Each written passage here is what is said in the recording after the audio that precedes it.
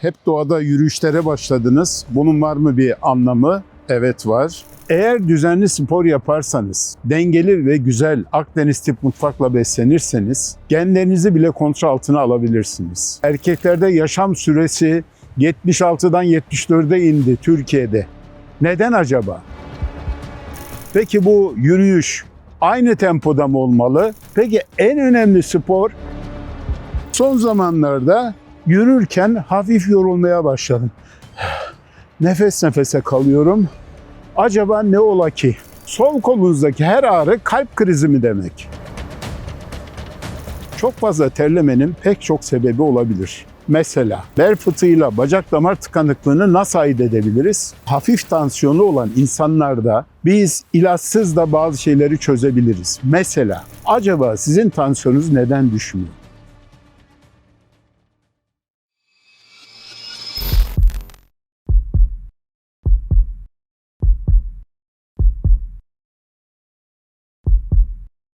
Herkese merhaba. Yine doğadan sesleniyorum. Hocam hep doğada yürüyüşlere başladınız. Bunun var mı bir anlamı? Evet var. Biz yürüdükçe damarımızın içerisinden nitrik oksit denen bir gaz salınıyor. Bu nitrik oksit niye önemli biliyor musunuz? Aslında bulunduğunda 100 yılın buluşu dendi nitrik oksit için. Nitrik oksit vücuttaki kronik inflamasyon, kronik yangının söndüren en önemli itfaiyeci. Peki hocam bu nitrik oksit neyi engelliyor? 1. İnsülin direncini geri çeviriyor. 2. Şekeri engelliyor. 3. Tansiyonu düşürüyor. 4. Kaslarınızı güçlendiriyor. Peki nitrik oksit uzun vadede neyi engelliyor? Kalp krizini, tansiyona bağlı komplikasyonları, inmeyi, alerjik astımı ve romatizmal hastalıkları. Başka? İleride kanseri engelliyor. Eğer düzenli spor yaparsanız, dengeli ve güzel Akdeniz tip mutfakla beslenirseniz genlerinizi bile kontrol altına alabilirsiniz. Peki hocam bu nitrik oksit başka ne işe yarıyor? Hani şu erkeklerin kullandığı mavi haplar var ya, mavi haplar meşhur. İşte o mavi hapların ana etki mekanizması bu bölgede, yani cinsel bölgenin olduğu bölgede nitrik oksit seviyesini arttırmak. Ama onun bir sürü yan etkisi var. İşte biz diyoruz ki erkeklerde yaşam süresi 76'dan 74'e indi Türkiye'de. Neden acaba?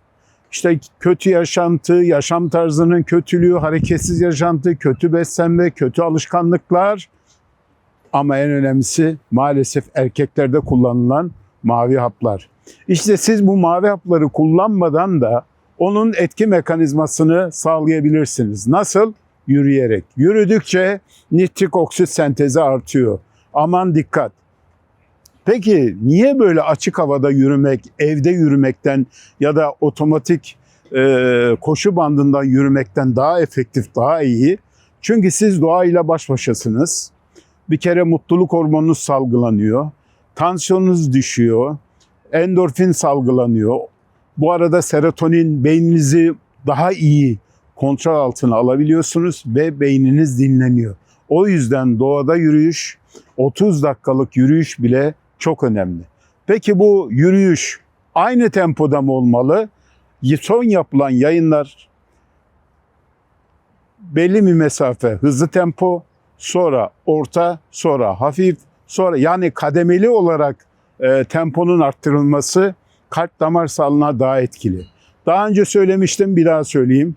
Kalp devamlı ve ritmik sporları seviyor. Yani devamlı yürümeniz lazım. Hocam ben yürüdüm, 2 dakika Ayşe teyzeyle bir sohbet edeyim. Dur şu köpeği gezdireyim, bir çişini yapsın. Öyle değil. Sürekli yürümeniz lazım. Kalp bunları seviyor. Kalp kendini heyecanlandıran, hızlandıran sporları seviyor. Peki en önemli spor raketle yapılan sporlar. Her türlü raketle yapılan spor inanılmaz faydalı. Başka? Bisiklete binmek, yüzmek ve en basiti yürüyüş. Yürüyüş için herhangi bir parkura, herhangi bir şeye ihtiyacınız yok. Her yerde yürüyebilirsiniz. Peki hocam, bakın siz de gelin kendi doktorluğunuzu kendiniz yapın. Ayrıca tanılar yapalım. Ben son zamanlarda yürürken hafif yorulmaya başladım. Nefes nefese kalıyorum. Acaba ne ola ki? Bakın önce basitten zora doğru gidelim. En basiti, acaba kansızlığınız mı var? Ya da acaba demiriniz mi düşük? Ya da acaba guatr beziyle ilgili bir sıkıntınız mı var? Ya da acaba basit bir kalp yetmezliği mi başladı? Ya da acaba yüksek tansiyona bağlı kalp yetmezliği mi başladı? Ya da acaba kalp damarlarınızda tıkanıklık var. Siz yürüdükçe kalp daha da hızlanır, daha çok kana ihtiyacı olur ve yeterli koroner damarlardan oksijenli kan gelmezse kalp tepki verir ve sizi durdurur. Tuhaf bir baskı hissi oldu ve durdum. Peki hocam, sol kolumda ağrı var. Acaba ne ola ki? Sol kolunuzdaki her ağrı kalp krizi mi demek? Bakın buradan insanlara uyarayım. Sol koldaki her ağrı kalp demek değil. Burada boyun fıtığınız vardır, sinir sıkışmanız vardır, kola yansıyan uyuşma ve ağrılarınız olabilir. Eklemlerde ağrılarınız ya da romatizmanız ya da kireçlenmeniz vardır, ağrı yapabilir. Karpal tünel sendromu dediğimiz sinir sıkışmanız vardır. Şiddetli ağrı ya da uyuşma ya da güçsüzlük yapabilir. Ha hocam, bu kalple olabilir mi? Evet, kalple olabilir ama sadece kol ağrısından ziyade ek semptomlar olursa bizim için daha önemli. Nedir o? Hocam, koluma hafif ağrı var ama son zamanlarda yürüme mesafem, mesela ben merdivenleri rahat çıkıyordum, şimdi dinlene dinlene çıkıyorum. Başka? Hocam, ben son zamanlarda terlemelere başladım. Bu terlemelerim yoktu. Başka? Hocam, son zamanlarda böyle tuhaf bir kalbimde baskı hissi ve beni durduruyor. Durunca rahatlıyorum. Yürüyünce tekrar başlıyor. Peki hocam, ben çok fazla terlemeye başladım. Acaba ne ola ki? Çok fazla terlemenin pek çok sebebi olabilir. Mesela artık günümüzde her ne kadar görülmüyor dese de tüberküloz. Hepimiz biliyoruz. Ateşli bir hastalık geçiriyor olabilirsiniz. Başka? Bu terlemenin sebebi guatr bezinizde inanılmaz zehirli bir guatrınız vardır, bir fırtına vardır. Çarpıntıyla birlikte metabolizmanız hızlanır ve terlemeye devam edersiniz. Başka? Kalp yetmezliğinde olur. Başka? Kalp krizi belirtisi olabilir. Başka? Bu arada tuz çok önemli, hep diyoruz ya. Tuzun içerisinde ne var? İyot. İyotunuz düşmüş olabilir. Başka vitamin eksiklikleriniz olabilir gibi. Bunları doktorunuz mutlaka ayrıç tanısını koyacaktır. En azından bunlara dikkat etmek lazım. Hocam, bacağımda tuhaf bir ağrı var. Ben bu ağrının ne olduğunu tam anlayamadım. Sağ bacağım, yürüyorum ve topallıyorum. Yürüyemiyorum. Artık ayağım gitmiyor. Külçe gibi oldu. Çok kötüyüm. Bacak damarınız tıkalı olabilir. Başka?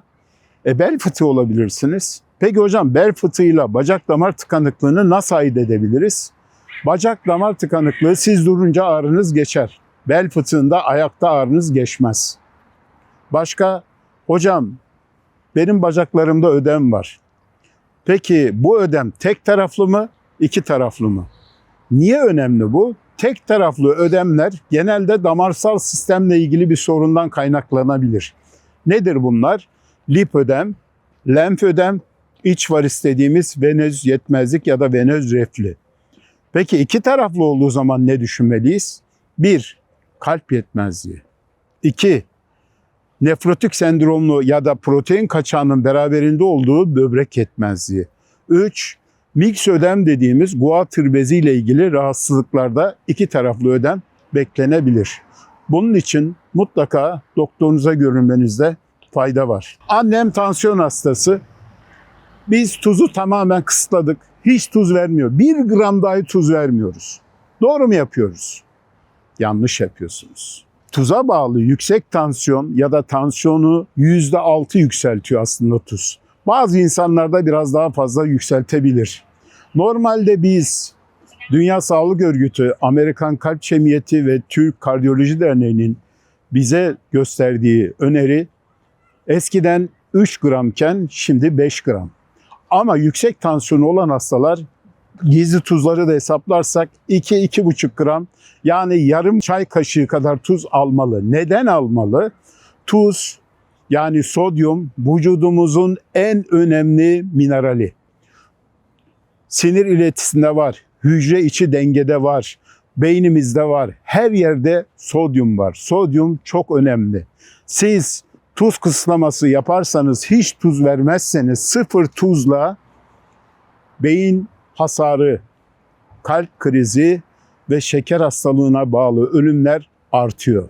Dolayısıyla her şey kararında güzel. Peki hocam, benim annem tansiyon hastası, ilaç alıyor. Ya ben ilaca bağımlı olurum diye kafasına göre bir gün alıyor, bir gün almıyor. Doğru mu yapıyor? Tabii ki yanlış yapıyor. Ama burada şunu söylemekte fayda var. 1. Tansiyon %80 aslında sebebi belli değil. Peki bu sebebi belli olmayan içerisinde hangi faktörler var? 1. Genetik yapı. 2. Kötü yaşantı, hareketsiz yaşantı, yaşam tarzı. 3. Kötü beslenme. 4. Tabii ki kötü alışkanlıklar, özellikle alkol, bol kafein tüketilmesi, sigara. Bunlar hep tansiyonu yükselten sebepler. Peki biz, annem ilaçları bağımlılık yaptığına inanıyor. Doğru mu? İlaçlar bağımlılık yapmaz. Tansiyonla ilgili bizim en büyük düşmanlarımızdan 3 tane daha sebep sayacağım. 1. Uykusuzluk. 2. Stres. 3. Kişilik yapısı, evhamlı kişiler. Bakın, tansiyon hep ilaçla düşürülür mantığı doğru mantık değil. Özellikle hafif tansiyonu olan insanlarda biz ilaçsız da bazı şeyleri çözebiliriz. Mesela yürüyüş yapmak tansiyonu 1 ya da 1,5 birim düşürür. 2. Beslenme. Hocam ben 2 öğün besleniyorum, aralıklı besleniyorum. Tansiyonu düşürür. Başka? Çok yüksek tuz alıyordum, kıstım, tamamen sıfırlamadım. Bir miktar tansiyonu düşürür. Başka? Hocam stresten uzak duruyorum. Hocam ben deliksiz 7 saat uyuyorum, 8 saat uyuyorum. Tansiyonu düşürür. Peki buradan, hocam benim tansiyonum bir türlü düşmüyor diyen insanlara sesleniyorum. Acaba sizin tansiyonunuz neden düşmüyor? Bu da çok basit. Çünkü siz gece ağır yemekler yiyorsunuz. Siz gece 11'den sonra, 10'dan sonra mavi ışık, tabletinize bakıyorsunuz, telefonunuza bakıyorsunuz ya da televizyon seyretmeye devam ediyorsunuz. Vücudun biyolojik bir ritmi var, biyolojik bir saati var. Akşam 11'den sonra uyumak beyin için, kalp için çok gerekli. Bakın, 2 tane sinir sistemimiz var. Birisi sempatik sinir sistemi, biri parasempatik sinir sistemi. Siz gündüz güneşle birlikte ya da ışıklar yandığı zaman ya da mavi ışığa baktığınız zaman sempatik sinir sistemi aktif olur. Ve sanki şalter açıldı deriz. Güne başlarsın, her yer aydınlıktır. Adrenalin, noradrenalin ve kortizol vücudunuzda fokur fokur gezinir.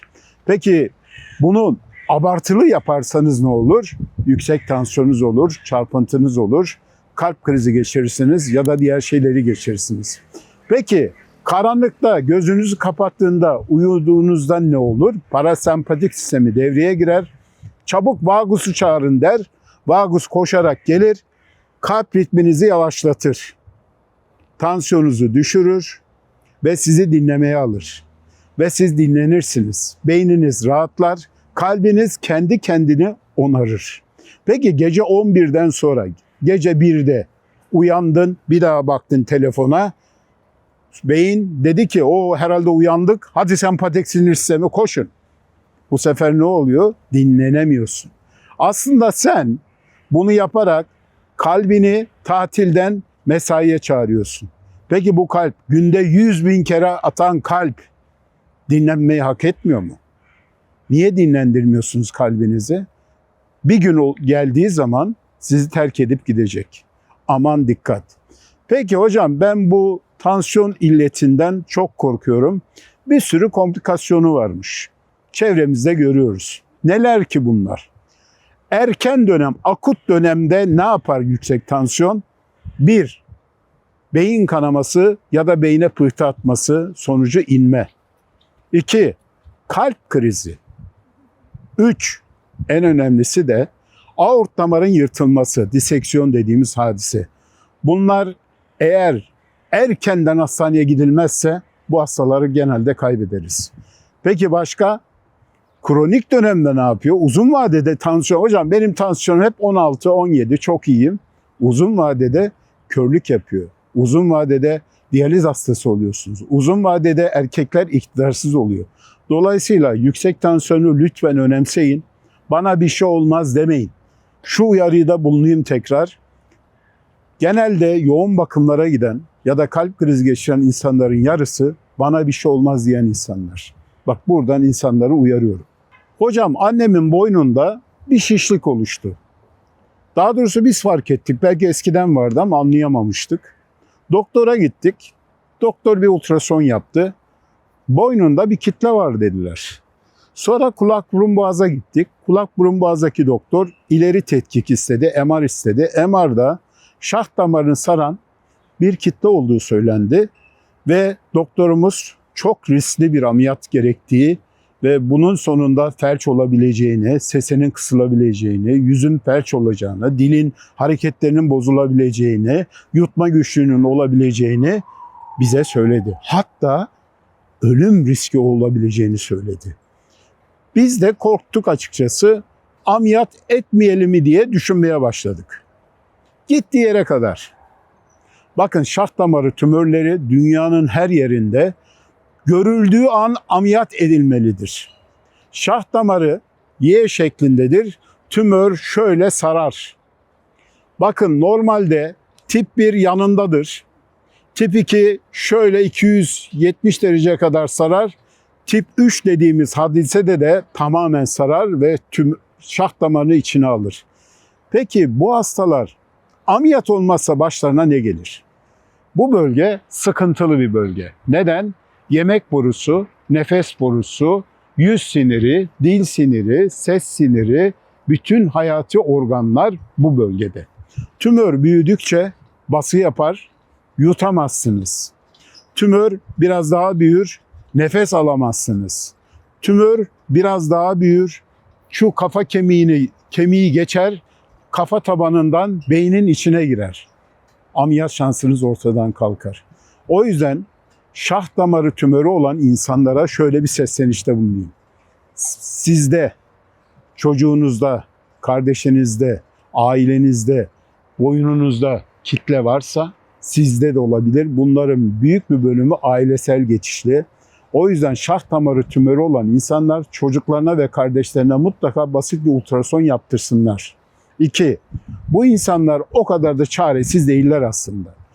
Dünyada bu uygulamalar başarıyla yapılıyor. Lokal anestezi ile konuşa konuşa o tümör sıyrılıp alınabiliyor. Peki hocam lokal anestezinin bize ne gibi bir avantajı var? Lokal anestezide 1. Ses sinir hasarı daha az oluyor. 2. Yüz felci daha az oluyor. 3. Yutma güçlüğü daha az oluyor. 4. Ses kısıklığı daha az oluyor. 5. İnme riski çok düşük. Neden? Çünkü siz diyelim ki şah damarını yaraladınız ve kanama oluyor. Parmağınızı koydunuz. Bu arada hasta uyanık. Beyine diyelim ki belli bir süre kan akımını kestiniz. Ve orada tamir yapacaksınız ya da bypass yapacaksınız. Hastanın şuuru açık. Nasılsın? İyi misin? Hastanın gözü kaydı. Konuşması bozuldu. O zaman yangın var deyip acil o ameliyatı hızlandırıp bitirmeniz lazım. Şuur açık hastayı ameliyat etmek şah damarı tümörlerinde en büyük avantaj. Bu çok önemli. Özellikle bu işte spesifikleşmiş, uzmanlaşmış kliniklerde bu ameliyatlar oldukça başarıyla yapılıyor. Yani şah damarı tümör hastaları kaderine terk edilmeyecekler. Zaten bu ameliyatlar hakikaten ülkemizde başarıyla yapılmakta. Hocam, ya bizim hanımın varisleri var. Doktora gittik. Doktor dedi ki zaten tekrarlıyor bu. Nüksediyor, boşver tedavi olma. Doğru mu yaptık, yanlış mı yaptık? Tabii ki doğru yapmadınız. Varis tekrarlayabilir. Çünkü varis tedavisi olan insanların ilk sorusu, hocam bu işin garantisi var mı? Tabii ki garantisi yok. O insanlara şu soruyu soruyorum. İstanbul'da deprem olacak mı? Bakıyorlar. Evet hocam olacak diyorlar. Varis hastasında da varis tedavi olsanız dahi tekrarlayabilir. Peki hocam tekrarlıyorsa niye olmalıyız? 3 ana sebepten dolayı olmalıyız. 1. Yarın öbür gün bir kırığınız oldu, trafik kazası geçirdiniz ya da büyük ağır bir ameliyat geçirmek zorundasınız ya da uzun bir uçuş, okyanus ötesi bir yere gideceksiniz. 8 saat uçaktasınız. Akciğerinize pıhtı atma riski maalesef normal popülasyona göre çok yüksek. Peki ne oluyor akciğere pıhtı atarsa? Akciğer embolisi yani sessiz ölüm oluyor. Hafif olursa hafif atlatıyorsun, ağır olursa maalesef kaybedilebilirsiniz. Başka? İkincisi, kan devir daim yapmayacağı için kan gidecek, geri gelecek, gidecek, geri gelecek ve aşağıda ödem olacak, bacağınız şişecek. Kanın içerisinde hemosiderin denen bir pigment var. Bunun içerisinde demir var. Demir renk değişikliği ve kaşıntı yapıyor ve varis yaraları çıkıyor. Dolayısıyla ikinci şey varis yaraları. Üçüncüsü ne? Hocam ben ayağımı hiçbir yere vurmadım. Ne oldu? Morardı. Niye morardı? Çünkü kan yukarı gidemiyor. Basınç çok yüksek. Kılcal varisler patlıyor ve kanama oluyor. İşte bu 3 sebep. Bir de 4. sebep. Şimdi normalde bu bilekten kasığa kadar gelen damar yukarıda derin damara dökülür. Şöyle. Buradaki kapaktaki kaçak derin damardaki kaçağı arttırırsa ya da buraya sirayet ederse yüzünüz hiçbir zaman gülmez. Biz bu kaçıran damar yani yedek damar, biz bunu bypasslarda kullanıyoruz. Bu damarı iptal edelim ki bu rahat rahat kirli kanı kalbe götürsün. Ana damar, derin damar. 4. sebep de derin damarı korumak için bu yedek damarı iptal etmeliyiz. Peki hocam eskiden bu ameliyatlar törenle hastanelerde yapılır. Bir gün önce yatılır ya da sabahtan geliriz, işlem yapılır. O gün hastanede kalırız. Bazen 2 gün kalırız. 3. gün taburcu oluruz. Artık hastane yatışlarına gerek yok. Özellikle Avrupa'da, Amerika'da ve yaklaşık 5-10 yıldır Türkiye'de ofis ortamında, muayenehane ortamında dahi lokal anesteziyle kapalı yöntemler var. Kapalı yöntemler yapılıyor. Kapalı yöntemlerle bu damar kapatılıyor. Kapalı yöntemler 2 ana başlıkta toplanabilir. Birinci ana başlık yüksek enerji verilip damarın yakılması. Bunda ne var? Lazer var. Başka radyo frekans var. Başka su buharı var. Peki hocam diğer yöntemler en çok kullandığımız özellikle yapıştırıcıyla damarı yapıştırmak ya da köpükle yapıştırmak. Hangisini tercih edelim hocam? Eğer beyaz yakalıysanız, işinize devam etmek istiyorsanız şu andaki en pratik ve en güzel çözüm yapıştırma yöntemi. Bunun sebebi sen yüksek enerjide damarla deri arasına en az 1 litre soğuk serum vermek zorundasın ki çevre dokular ve sinirlerde hasar olmasın diye. Kadıncağızın bacağı böyleyken oluyor böyle ve bu insanlar bir ayda o şişliği anca yenip yere basmakta zorlanıyorlar. Halbuki bizim hedefimiz neydi? Ey beyaz yakalı, gel kapalı yöntemle varis tedavini ol. Ertesi gün bandajını sök, duşunu al, işine devam et. İş gücü kaybı yok, ağrı yok ve gerçekten faydalı, başarılı yöntemler. Şunu da lütfen iyi dinleyin. Variste kesin çözüm, mükemmel çözüm, harika sonuçlar diyenlere inanmayın. Variste %100 başarılı bir yöntem yok. Buradan şeker hastalarına çok önemli uyarıda bulunacağım. Şeker hastalığı normalde maalesef bir damar hastalığı. Şeker hastalığı damar olan her organı etkiliyor. Şeker hastalarına buradan en büyük tavsiyelerimden bir tanesi düzenli doktor. Bir doktor değil, göz doktoru. Göz muayenesi, kör olursunuz. Çünkü retina denen göz arkasında küçük küçük bir sürü damar olur ve bu damarlar patlar kanar, patlar kanar, gözünüzü kör eder. 2. Böbrek doktoru, nefrolog. Mutlaka bunların kontrolüne gireceksiniz. 3. Kardiyolog. 4. Endokrinolog, yani şekerinizi düzeltilmesi için. Hocam peki ben şeker hastalığıyla mücadele ediyorum. Yürüyüşlerime başladım. Beslenmeme çok dikkat ediyorum. Ve kolay kolay şekerimi düşüremiyorum. Acaba neden? Çünkü siz bir şeyleri atlıyorsunuz. Bir yerlerde sıkıntı var. Burada ya yürüyüşünüzü güzel, düzenli, sağlıklı bir şekilde yapamıyorsunuz. Ya beslenmede arada kaçaklarınız var, ara öğünler var. Bakın ara öğün şeker hastalığı için, özellikle tip 2 diyabeti konuşuyorum, gerçekten zararlı, faydası yok. Yiyen insan şeker hastalığından kurtulamaz. Şeker hastasının maksimum yiyeceği öğün sayısı 2. Ara öğün olmamalı. Şeker hastası meyveyi yemeli ama avucu kadar yemeli ve mümkünse tarçınlayıp yemeli. Başka, şeker hastası baharatlardan faydalanmalı. Hangi baharatlar? Tarçın. Başka, karanfil. Başka, biber, acı biber. Bakın çok önemli. Zerdeçal, zencefil, kimyon. Bunlardan muhtelif zamanlarda faydalanmalılar. Genelde bu ihmal ediliyor. Hocam, ben hangi durumda gözüme perde inmesini gerçekten önemsemeliyim? Bakın, göze geçici böyle 5 saniye süren bir siyah bir perde iner. Bu çok önemli bir uyarı aslında. Beyin sinyal veriyor. Başka, hocam ayağa kalktım, başım döndü, tam böyle düşüyordum, kendimi zor tuttum. Bir şöyle uzandım, gözümü kapattım. Neyse 2 dakika sonra düzeldim. Hocam, babam bir gün uyandı, kalktı, etrafa baktı, beni tanımadı, tanıdığından emin değilim. Böyle konuşmak istiyor ama dili şişti diyor ama ne dediğini anlamıyorum. Sonra düzeldi. Biz önemsemedik açıkçası. Ya baba neyse bir şey oldu sana ama ne olduğunu ben de anlamadım. Eğer babanız şeker hastası değilse, şekeri düşmediyse, büyük bolusla inme atağı, geçici iskemik atak dediğimiz inme atağı geçiriyor. Peki bazen de şöyle olmuyor mu? Hocam babam sabah kalktı, geldi, oturduk, kahvaltı yapıyoruz. Birden eli düştü, bardağı tutamadı. Tutmaya çalışıyor, tutamıyor.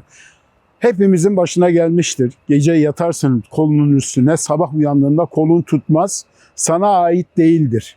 Ama basit, yatış pozisyonundan deriz. Ama özellikle 50-60 yaşından sonraki insanlarda bu çok önemli. Dolayısıyla basit bir şark damarı ultrasonu hep söylüyorum. Bir yaptırmakta fayda var. Kalbinde ritim sorunu varsa baktırmakta fayda var. Başka, bu hastalar kan sulandırıcı alıyor mu almıyor mu bakmakta fayda var. Hocam, babam 55-60 yaşlarında check-up yaptırdık, bomba gibi çıktı. Doktor her şey normal dedi.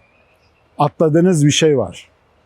Doktor şu anda size stente ya da bypass'a gerek yok dedi ama ya da şah damarında şu anda medikal dedi ama medikal deyince biz seviniyoruz. Tamam bende bir şey yok. Arkadaşlar şunu sakın unutmayın. Koroner damarlarımızda, kalbimizde ya da şah damarımızda %40 darlık var. Buna biz müdahale etmiyoruz, takip ediyoruz. Doğru. Peki %40-50 darlık olan bir koroner damar çatlarsa ve birden tıkanırsa mı daha çok öldürücü? %90 damar tıkalıysa mı daha öldürücü? Tabii ki %40-50. O yüzden ya benim plağım zaten %40-50'ymiş, çok da önemli değilmiş deyip plakları önemsememezlik yapmayın. Ben hep söylüyorum, bizim o plağı stabil hale getirip sağlamlaştırmamız lazım. Elimizdeki en büyük silah, cephane, kolesterol ilaçları. Başka? Kan sulandırıcı ilaçlar. Başka? Tansiyonu düşürmemiz lazım bu insanlarda. Ya 3 şey yapacağız, çok kolay. Kolesterol ilacı alacaklar, kan sulandırıcı alacaklar, tansiyonu düşük tutacaklar. Eğer öyle olursa bu plak uzun yıllar, bir de yakın takip, 3 ay, 6 ay, yılda bir takipleri olacak. Bu insanlara o zaman karalı ölüm yok.